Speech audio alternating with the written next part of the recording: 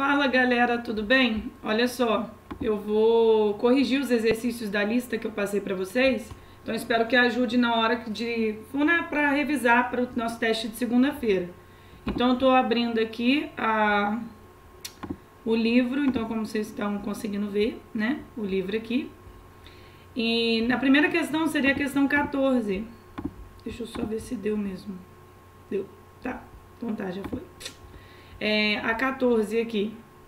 14 o desenho representa uma pirâmide ecológica em que P é igual a produtor, C1 consumidor primário, C2 consumidor secundário. Com certeza essa é uma pirâmide. Olhando todas as alternativas aqui, a gente já elimina Cadê o lápis aqui? Cadê?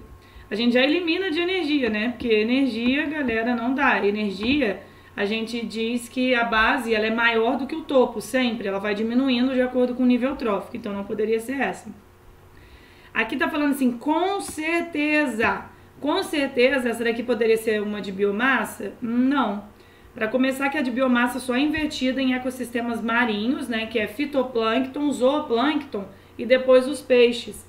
E aí, aqui não tem como você me falar com certeza que é uma de biomassa. Representação errada, porque não tem uma forma de pirâmide, nada a ver. A gente já viu que as pirâmides, elas podem sim não ter formato de pirâmide. Então, poderia ser uma de números. Lembra que a de números, a base, ela pode ser, por exemplo, uma árvore que serve de alimento, aqui o consumidor primário, seria tipo vários pulgões ou várias lagartas. Então, quando o produtor ele é muito maior do que o consumidor primário, pode ser. Então, seria de números. Aí agora, a gente vai para a questão 16. Acho que é na próxima aqui.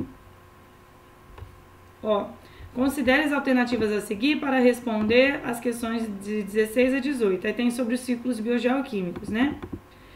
A formação de combustíveis fósseis como petróleo e carvão mineral está diretamente relacionada a quais desses ciclos aqui? Com certeza ao ciclo do carbono. Lembra que o petróleo ele tem muito carbono estocado debaixo da terra, lá embaixo, e aí quando a galera utiliza e se queima, aí libera gás carbônico para a atmosfera. Bactérias quimiosintetizantes capazes de transformar amônia em nitratos participam do ciclo de qual elemento químico? Seria nitrogênio. De todos esses ciclos biogeoquímicos, se fala da participação ativa de bactérias, citou alguma coisa que tenha nitrogênio, você já sabe que é o ciclo do nitrogênio. A rotação de culturas e plantação consorciada com leguminosas são processos relacionados diretamente ao ciclo de qual elemento químico? Falei leguminosa, palavra-chave. Lembra que na leguminosa, né, nas plantas leguminosas, nas raízes tem associação com bactérias que são fixadoras de nitrogênio. Então, ciclo do nitrogênio. Aí a 19 também. A capacidade que algumas leguminosas têm de enriquecer o solo com nitrogênio devem-se a bactérias desnitrificantes que vivem no solo? Não. Desnitrificantes, elas pegam nitrato e botam o nitrogênio de volta na forma de nitrogênio atmosférico. Fixadoras de nitrogênio que vivem em suas raízes? Opa, essa aqui é certa. Nitrificantes que vivem em suas folhas? Não tem nitrificante vivendo na folha de planta. Nitrificantes que vivem no solo, essas daqui, elas pegam a amônia e transformam em nitrito, e depois o nitrito é transformado em nitrato. Então aqui está dizendo enriquecer o solo, seriam as fixadoras de nitrogênio. Aí 20. Combustíveis fósseis são, quando você pensa molécula inorgânica, não tem carbono, mas a gente já viu que um combustível fóssil ele tem carbono, então com certeza vai ser uma molécula orgânica. Aí a gente ficava aqui entre a letra B e a letra C. A letra D já estava falando ainda de inorgânicas, esquece.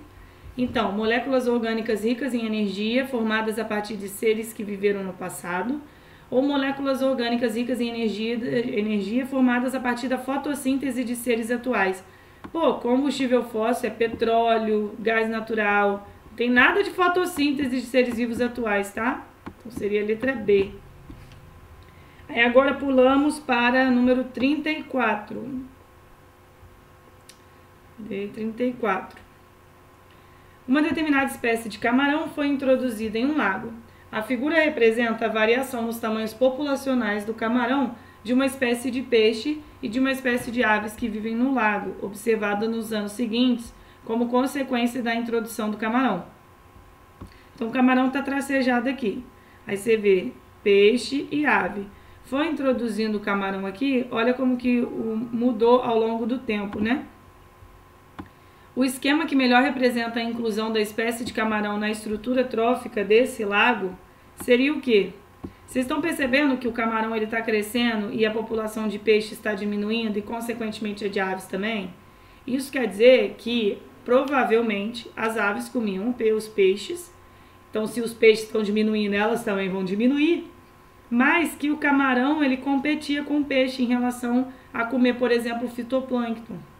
Então, como mostrou que o camarão se deu super bem, o peixe foi diminuindo, então seria a letra D, ó. Aqui seria, na verdade, o fitoplâncton e o zooplâncton, tá? Mas aqui é fitoplâncton, certo? Bom, acho que a questão tá errada. Porque nenhuma cadeia alimentar a gente começa como zooplâncton, tá? A gente sempre começa com o produtor. Então, o camarão comeria o fitoplâncton, o peixe também, então eles competiam entre si e o peixe era comido pela ave. Então, aí agora número 41, acho que é no próximo aqui.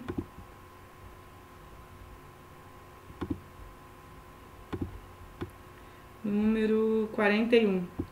O gráfico a seguir é uma pirâmide ecológica e demonstra as relações tróficas em uma comunidade. Aí você está vendo a pirâmide, está vendo que ela é invertida, né? A alternativa que indica, respectivamente, o tipo de pirâmide e o aumento que ela representa é qual? Cara, já sei que não pode ser energia. Então, já tirei letra B e letra C. Aí tá falando que é ou de biomassas ou de número. De biomassa, o peso seco em função do tamanho dos organismos. Cara, biomassa invertida só em ecossistemas marinhos, né, aquáticos. E seria tipo o fitoplâncton menor, o zooplâncton maior e os peixes um pouco menor. Não seria uma biomassa tão grande assim não, seria tipo mais ou menos até aqui, assim, tá? Então essa daqui seria melhor de números, de quantidade de organismos sem considerar a biomassa. Aí lembra que a de números pode ser invertida quando os produtores eles são maiores, são bem grandes do que os consumidores primários, por exemplo. Agora a 43. O ciclo do carbono na natureza pode ser representado simplificadamente da seguinte maneira. Aí está mostrando CO2, vegetais, animais, aí alguma coisa, decompositores voltando aqui para o CO2, aí tem combustíveis, aí 4 aqui para o CO2, e saindo tanto de vegetais quanto animais o número 5, né? Os números de 1 a 5 indicam respectivamente. 1, com certeza, a gente já sabe que é a fotossíntese. Porque a planta pega gás carbônico para fazer fotossíntese. Então, você já ficaria aqui entre a letra A, D e E. Aí vamos ver.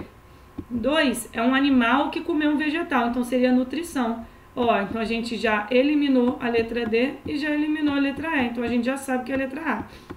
Então vamos continuar vendo. 3, decompositores liberando aqui, ó. E também setinha saindo de vegetais. Poderia ter a setinha saindo de animais aqui também, não sei porque que não tem. Isso daqui seria a respiração, que libera gás carbônico. Combustíveis é a combustão. E no caso aqui 5 seria a morte.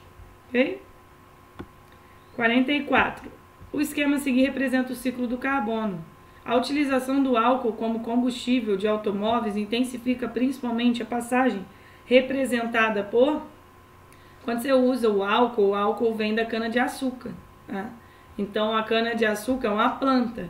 De todos esses aqui que estão mostrados no ciclo, qual é o que está associado com a planta diretamente aqui, né? Seria 1. Então, quando produtores eles liberam gás carbônico, isso aqui seria tipo na respiração, que está liberando CO2.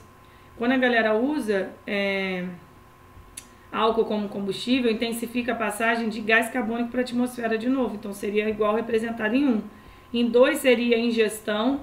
Em 3 aqui seria respiração celular. Em 4 seria respiração celular. Em 5 seria fotossíntese. Tá? Agora 46. A 46 falta uma setinha aqui, ó, daqui para cá. Do nitrito para o nitrato. No ciclo do nitrogênio abaixo esquematizado, as etapas de nitrificação, fixação e desnitrificação estão, respectivamente, indicadas por... Vamos lá. Número 1, quando é nitrogênio atmosférico está indo direto para a planta, é porque as plantas têm nas raízes delas bactérias que são fixadoras de nitrogênio. Então, aqui já é a fixação. Aí, as plantas fixadoras de nitrogênio, aí nesse esquema tá mostrando assim, planta já indo para animal, depois compostos nitrogenados. Esses compostos nitrogenados aqui, que estão voltando para o solo, isso daqui é a amônia, tá? Aqui é como se fosse a amonificação. Esse esquema tá bem diferente. Nossa, ficou horrível. A amônia. Esse esquema aqui tá bem diferente do que a gente olhou, mas dá para entender. A amônia se transforma em nitrito, o nitrito se transforma em nitrato. Essa seta aqui também tá errada, oxe. Essa seta daqui para cá, tá? O processo de transformação da amônia em nitrato no final, que as plantas conseguem absorver, esse processo é chamado nitrificação. Então, o 3 seria nitrificação. E aqui na questão estava perguntando nitrificação aqui, ó. Então, nitrificação seria 3. Vou colocar um N aqui, ó. E desnitrificação é quando o nitrato ele é transformado em nitrogênio atmosférico novamente por outras bactérias. Então, esse daqui seria desnitrificação. Presta atenção que pediu respectivamente, então é na ordem. Primeiro nitrificação, então é o número 3. Depois fixação é o número 1. E por fim desnitrificação, que é o número 2, então seria a letra A. Ok? 48. A associação entre plantas leguminosas e bactérias do gênero Rhizobium é um exemplo de mutualismo envolvendo membros de reinos distintos. Mutualismo é uma relação ecológica entre espécies diferentes em que uma precisa da outra para sobreviver e ambas são beneficiadas com ela. Por tratar-se de um mutualismo, ambos os organismos são beneficiados. O papel das bactérias do gênero Rhizobium nessa associação contribui significativamente para o ciclo global do nitrogênio. Sabemos disso, ok? Aí a 49. Certas atividades humanas vêm provocando alteração no nível de nitrogênio no solo. Uma dessas atividades consiste na substituição da vegetação natural por monoculturas de leguminosas, como por exemplo a soja. O nome disso é adubação verde, tá? As leguminosas alteram o nível do nitrogênio do solo, porque possuem em suas raízes bactérias com capacidade de, quando você vê todas as opções aqui, é sintetizar amônia utilizando o nitrogênio atmosférico. Então, é aquela etapa chamada fixação do nitrogênio. E, para finalizar, a 58, próxima página, 58, cadê? Aqui. O esquema mostra de maneira simplificada o ciclo de qual elemento químico? Pô, você vê a atmosfera, algo vindo da atmosfera indo para a bactéria e algo saindo de bactéria indo para a atmosfera, depois indo e voltando de vegetais e animais. Pô, se tem bactéria no ciclo, você já sabe que é o ciclo do nitrogênio, tá? Então, N2. Que informação dada pelo esquema permite identificar a presença de bactérias pegando o componente diretamente da atmosfera e liberando?